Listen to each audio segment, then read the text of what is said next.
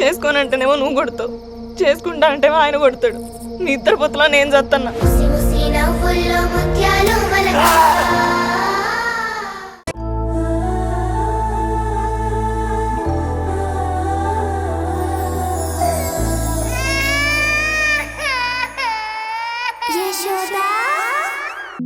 అయితే ఆవిడ నిన్ను చూడలేదు కదా?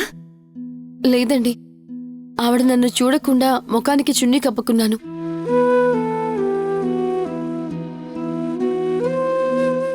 దేవుడున్నాడు. ఒక రకంగా నువ్వు అదృష్టవంతురాలివి యశోద. ఆవిడ నుంచి తప్పించుకున్నావు కదా?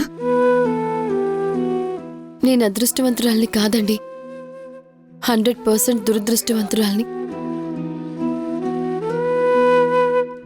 అందుకే కదా కన్న తల్లిదండ్రులు ఎవరో కూడా నాకు తెలీదు. చివరికి నేను నాకు తెలియకుండా కన్న బిడ్డ నా కళ్ళ ముందున్నా సరే మనసు ఆపుకొని నేనే మీ అమ్మనమ్మ అని చెప్పుకోలేకపోతున్నాను.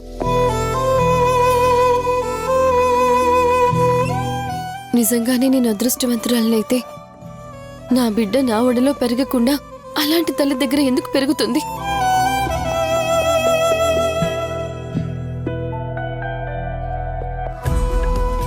నాకింత బాధలో కూడా నా మనసుకి ఊరటనిచ్చే విషయం ఏదైనా ఉందంటే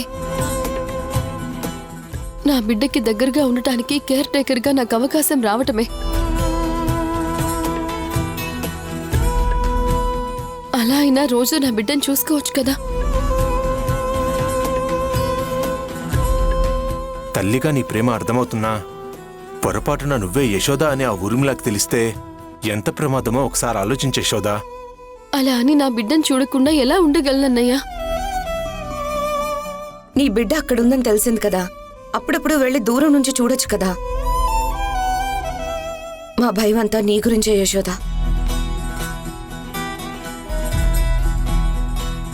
అవునమ్మా, నీ పరిస్థితుల్లో దేవకి ఉన్నా కూడా నేనిలాగే చెప్పేదాన్ని.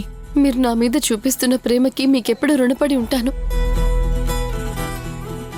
కానీ ఇప్పుడు నాకంటూ ఈ ప్రపంచంలో మిగిలింది నా పాపొక్కతే. తనని వదిలి నేను ఉండలేను కదా.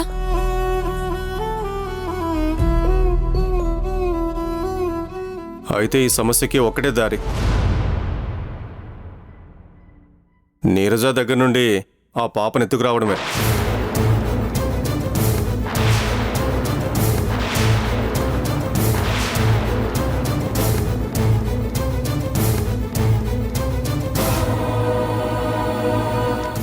ఏంటి అలా చూస్తున్నారు?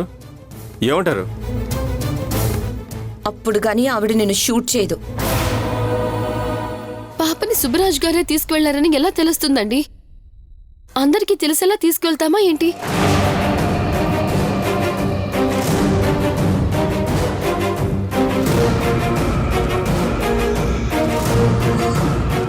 కానీ అది కూడా రిస్కే అనిపిస్తోంది. చాలా జాగ్రత్తగా ఈ పని చేయాలి.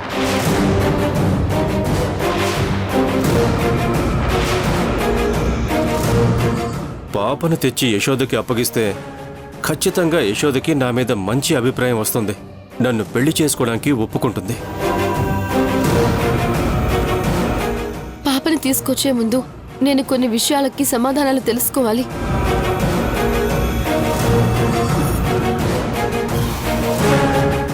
అసలు నేను ఎవరిని? నా తల్లిదండ్రులు ఎవరు? నీరజ చేతికి నేను కన్న బిడ్డ ఎలా వచ్చింది?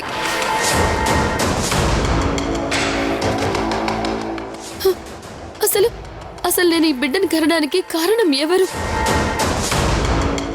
వాళ్ళందరూ నా జీవితంతో ఎందుకు ఇలా ఆడుకుంటున్నారు? నాకు తెలియని నా వెనక్కున్న కథ ఏంటి? ఈ ప్రశ్నలన్నిటికీ సమాధానాలు కావాలి.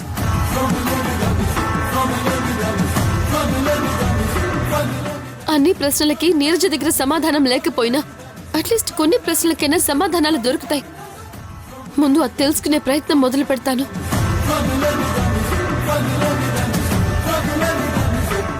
ఇది గతాన్ని తవ్వుకుంటూ వెళ్ళి ఆస్తి దగ్గరకైతే వెళ్ళదు కదా. ఇది తీగలాగి డొంక మొత్తాన్ని కదిలించాలని చూస్తుంది.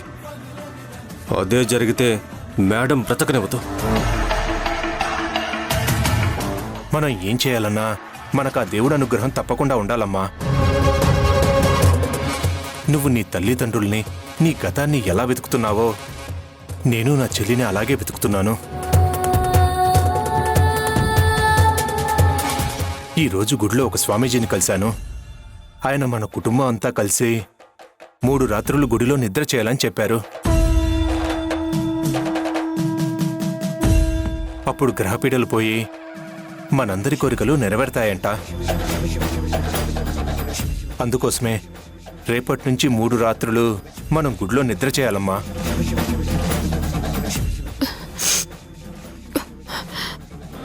నా మంచి కోరి నువ్వు చెప్తున్నావన్నయ్య. అలాంటప్పుడు నేనెందుకు కాదంటాను? తప్పకుండా వెళ్దాం.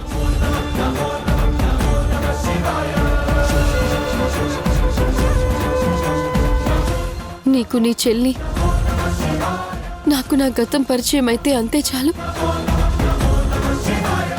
అన్నా చెల్లెళ్ళిద్దరూ ఎదురెదురే ఉన్నా మీకు తెలీదు. అదేనేమో విధి ఆటంటే. అత్తా, త్వరగా తినత్తా, నాకు కథ చెప్పాలి. ఇది దీని కథలు పిచ్చి. ఏంటో తినా.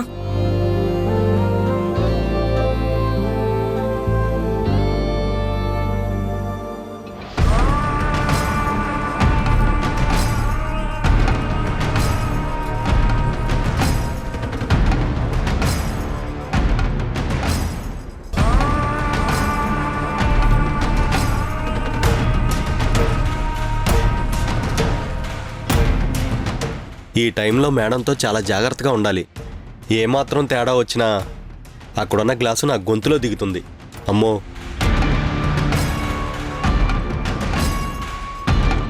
Good evening madam. Good evening. కూర్చో హస్తవాసి. పర్వాలేదు మేడం. కూర్చో హస్తవాసి, నేను చెప్తున్నాను కదా. మేడం, మీరు చెప్పిన డేటా మొత్తం తీసుకుని వచ్చాను. 10-12 శాంపిల్ ఎవరిది తీసుకున్నాం? ఒక్క నిమిషం మేడం.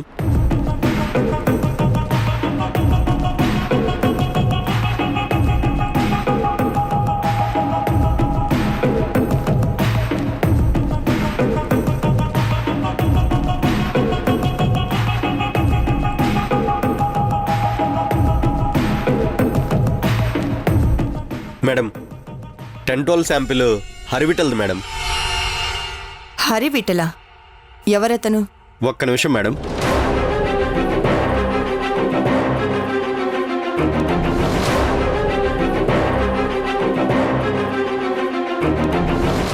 హరివిటల్ అనే వ్యక్తి గొప్ప సైంటిస్ట్ మేడం. అతను మెడిసిన్స్ కనిపెట్టడంతో పాటు చాలా రకాల ప్రయోగాలు చేశాడు. ఎన్నో గోల్డ్ మెడల్స్ సంపాదించాడు. వాళ్ళ నాయనమ్మకి ఆల్జీమస్ రావడంతో అటువైపు ఫోకస్ పెట్టాడు మేడం. ఇంట్రెస్టింగ్. అతని కాన్ఫిడెన్స్ లెవెల్ కూడా చాలా హై మేడం. చక్కగా అందం, తెలివి బాగున్నాయి. అందుకని మీరు ఆ ఇద్దరిని మ్యాచ్ చేసి 10-12 శాంపిల్ని రెడీ చేశారు. అంటే యశోదకి హరివిట్టలికి పుట్టిన బిడ్డ నా కూతురు నీరజ దగ్గర పెరుగుతుందన్నమాట.